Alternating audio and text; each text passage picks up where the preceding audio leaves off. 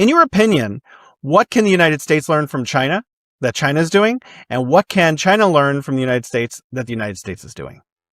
I'm going to focus on the first half of that question. What can the United States do to learn from China at this point? That's such a powerful question right now because the tables are turning and reversing. And I have a very, very longtime friend who's quite wealthy back in Phoenix, and we spoke about that. And he has never been to China, but he's a really smart businessman. I have a lot of respect for his opinion about things. And he turned around, he made the comment to me a couple of years back during a conversation, and he said, "Oh no," he said, "what's going on now? The tables are turning, and it's going to be America asking China for help." And he was one of the only people that had enough wisdom and insight to understand the validity of that question, of that point. Okay. And now here we are 2.5 years later, and it's becoming more and more true. You are going to have the United States has gotten itself, due to its corrupt government practices, due to terrible malfeasance by the Senate and the Democrats in the Oval Office, they have just wrecked that society over there. They have created such massive problems. And now they're turning to say, well, how are we going to fix this? And where are they looking? Well, they're looking at the number one most successful society on planet and economy. The number one, let me say it, please, China. Okay. The largest, safe, stable, successful, capable, and civilized economy and society on the planet. That's what China is. Okay. 100% factually, evidently true. Okay.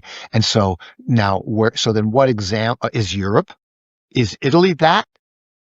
No, not even close. Italy's a mess. England's a mess. France is a mess. Germany's a mess. Okay. China is the largest safe, stable, successful, capable civil society and economy on the planet. Okay. So where is the United States now looking to fix its problems? Which model? That model. Okay, so they're looking to see how the Chinese government does things. Nobody is studying the Chinese 5-year plans and how China has been managing China more than the good politicians of Washington who know that that is the answer to their problems. The way China's been doing it has been doing it right. Why? It's not even a complex answer, is it? It's really not even a complex answer. It's because and I'll say it with the fun phrase, it's because in China, the billionaires don't tell the government what to do. The government tells the billionaires what to do. I mean, that it's in the essence, there it is right there. China's like, no. We have a government in Beijing. We have the People's Congress. How big is a Congress in the United States? 50 people. Senate, 400, or do I have it backwards maybe? Sorry. Okay. One per state. But representatives, several per state. That's it. How are the people of China represented? Okay. People from all walks of life in China, all the ethnic minorities, all the nurses, all the blue collar construction workers, they're all represented at the People's Congress in Beijing, over 2,500 member representatives, right?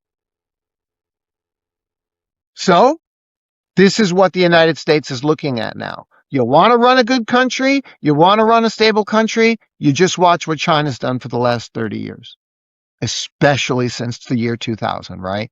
So the last 25 years. And by the good fortunes of fate, I've sat here the entire time and watched them do it. So what did they do? They just did balanced governance.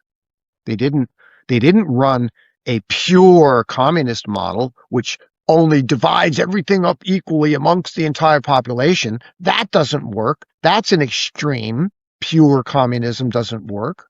But then on the other end, you have pure vulture capitalism, where nothing matters but profits. Corporations have no obligation to the society whatsoever. They only have obligation to the profitability to their shareholders, per share earnings.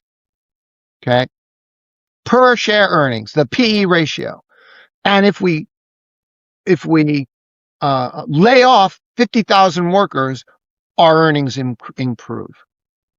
Well, but what does laying off 50,000 workers do to the society? That's not our concern. We're a corporation. We're beholden to pure profits. Well, that's vulture capitalism, and that's the other extreme. Okay, and that's where America's at, right? So China's not in this extreme over here. China's doing both. China is saying, whoa, whoa, whoa, whoa, whoa. We have to build up. We have to continue solidifying the foundation of our stock market. We have to continue solidifying the foundation of our industries, building up our tech and AI sector. But along the way, we have to do all of that for the benefit of the entire country and entire society. We cannot neglect the people of the entire society.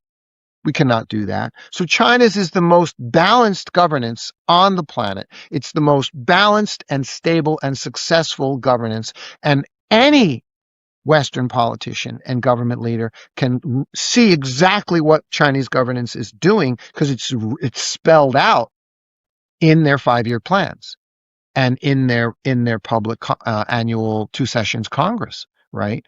And they're looking to China to say, we need help. What are we going to do? And they're looking to China. Now, you asked me the other question, the second half of your question, and I have no answer for you. What is China looking at America? Only one thing and one thing only, what not to do.